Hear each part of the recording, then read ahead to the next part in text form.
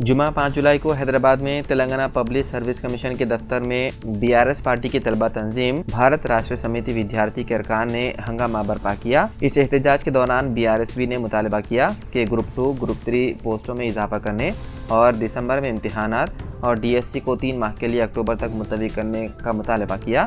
Police ने एहतजाज कर रहे बीआरएसवी लीडर जी श्रीनिवास यादव समेत दीगर को ले लिया हिरासत में।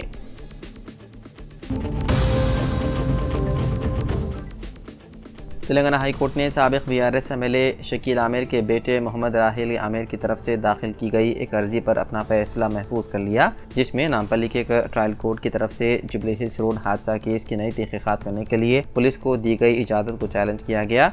हाई कोर्ट ने पहले ट्रायल कोर्ट के सामने कार्रवाई पर रोक लगा दी थी। जुमेरात 4 जुलाई को जस्टिस के सोजना ने वादे किया कि ट्रायल कोर्ट के हुक्म पर रोक राहिल आमिर की दरख्वास्त के निपटाने तक बरकरार रहेगी।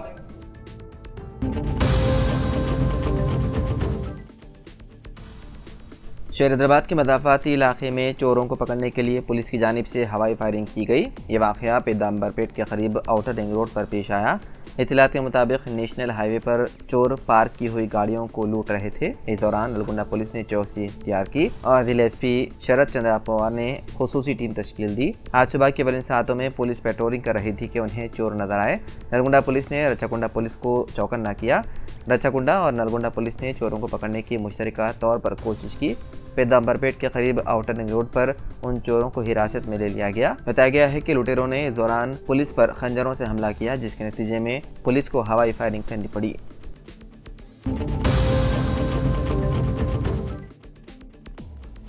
बरतानवी वज़ीर-ए-आज़म ऋषि सुनाक ने पार्लिमानी आम इंतखाबात में हुक्मरान कंजरवेटिव पार्टी से बड़ी शिकस्त के बाद जुमे को शिकस्त कबूल कर ली। सुनाक ने कहा कि लेबर पार्टी ने यह आम इंतखाबात जीत लिए हैं और मैंने सर केयर स्टारमर को उनकी जीत पर मुबारकबाद देने के लिए फ़ोन किया। उन्होंने कहा कि बरतानवी अवाम ने एक संजीदा फैसला किया है, सीखने के लिए बहुत कुछ है और मैं इस शिकस्त की जिम्मेदारी लेता हूँ।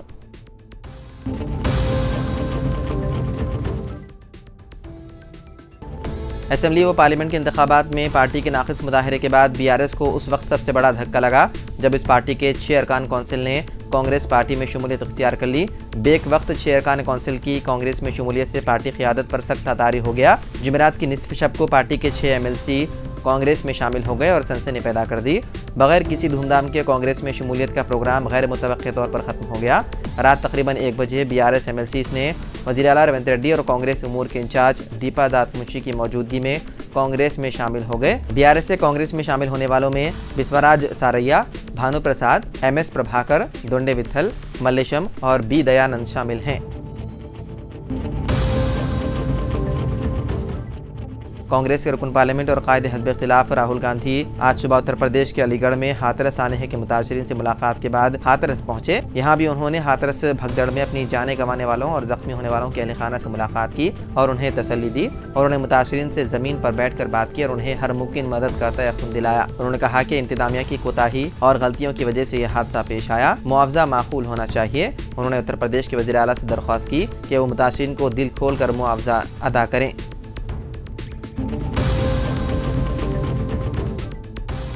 हैदराबाद में एक और कत्ल की वारदात आई पेश। बताया गया है कि एक शख्स को उसकी बीवी और सास ने मिलकर कत्ल कर दिया। ये वारदात हैदराबाद के मदाफात में वाक़े कंदरकूर पुलिस स्टेशन के हुदूद में पेश आई। पुलिस राय के मुताबिक 37 साला परमेश, जो वट्टेपल्ली मरीगुड़ा में रहा करता था, पेशे से सेंटरिंग वर्कर बताया गया है। उसकी पहली बीवी की मौत हो गई, जिसके बाद उसने सपना नामी खातून से दूसरी शादी की।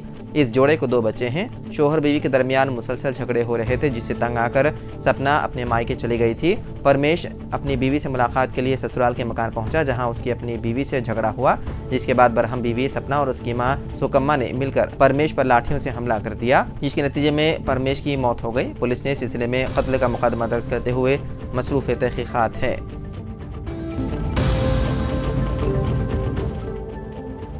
तेलंगाना में सरकारी महकमे जात की मखलूआ जायदादों पर तकर्रुरात के लिए बीआरएस और बीजेपी की जानिब से दबाव के पेश नज़र वज़ीर आला रेवंत रेड्डी ने तकर्रुरात से मुतालिक जॉब कैलेंडर को क़तियत दे दी है।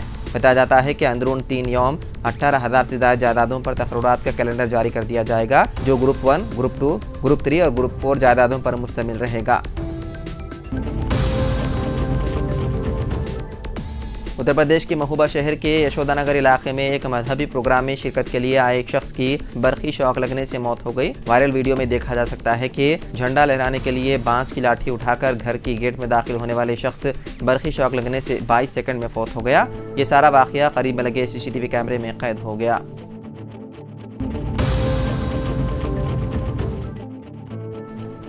तमिलनाडु में चोरी का एक अजीबोगरीब वाक़या पेश आया। पुलिस जब चोरी के वाक़े की तहकीकात के लिए मुकाम वाक़े पर पहुंची तो वहां नकद रकम और सोने चांदी के जेवरात गायब थे, लेकिन पुलिस को वहां से एक मुआफ़ीनामा मिला जो चोर ने लिखा था। चोरी की वारदात ट्यूटिकोन जिले के 79 साल रिटायर्ड टीचर सैलून के घर में पेश आया। 17 जून को वो चेन्नई में अपने बेटे से मुलाकात के लिए नौकरानी के भरोसे छोड़ गए थे।